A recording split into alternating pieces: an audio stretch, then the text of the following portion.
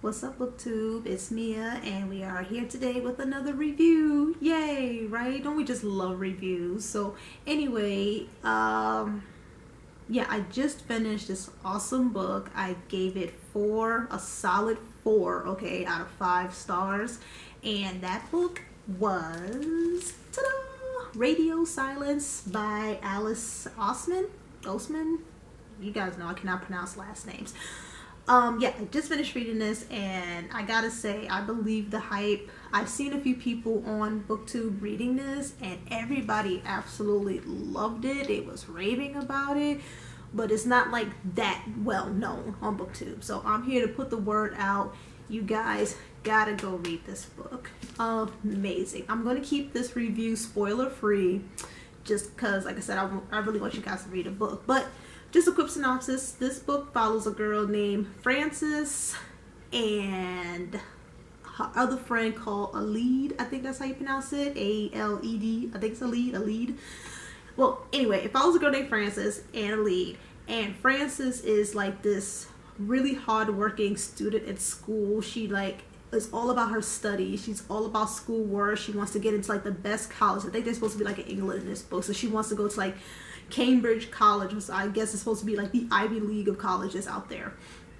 And in love with this podcast called Radio Silence, which is run by Alede, which she does not know that yet. She finds that out later in the book, and that's not a spoiler. That's actually in the little backflip of the book here. But anyways, she's in love with this podcast. She doesn't know who the creator is, and one day she gets an email from the creator, and he's asking her to be the artist of the show because she has a Tumblr page where she devotes all her fan art to the show. So basically the story just takes off from there. She responds back to him, and she's like, of course I'm going to join in, I want to do this. And then she finds out that he is actually the creator of the show. I forget how. I think it was like an accident. They found something out through like their Twitters or something. But anyway, she finds out, and he's all surprised because they're actually like next door neighbors and whatnot. And then they just embark on this great friendship that leads them throughout the rest of the school year, and all types of other stuff ensues and happens. We have a whole bunch of characters that I absolutely love. That was probably my favorite thing about this book was the characters. They all seem so real and so relatable, and they seem like actual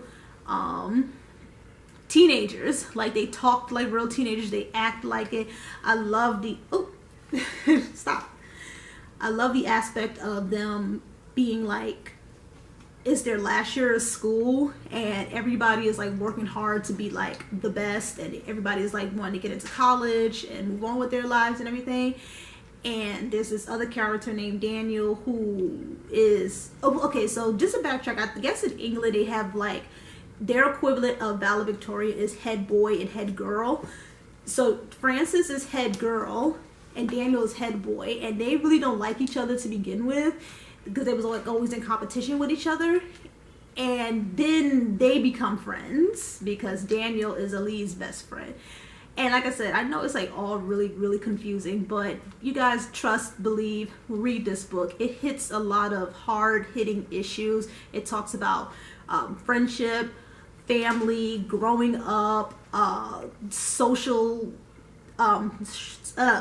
status, and all types of stuff. This book does not gets the recognition that it deserves. This is definitely something that I want to buy for my collection and do a reread of it. The only parts that I didn't really like about this book was we did get snippets of the podcast of Radio Silence, and you don't really get what it means until the end. There's like this special character he's talking about, and you're kind of trying to figure out who it is, and you're guessing throughout the whole book.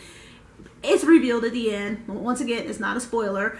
And then it all makes sense, and it made me want to just like go back and reread the transcripts just to see, like, I wonder if I could have figured that out from the beginning. And the ending, although like I said, it was a great book, and I'm not really even disappointed in the ending, but I was expecting a little bit more. There is one issue, just for a trigger warning, there was something in there that I took to mean that it dealt with suicide. Like I said, it's not a spoiler. It's just it's mentioned in the book.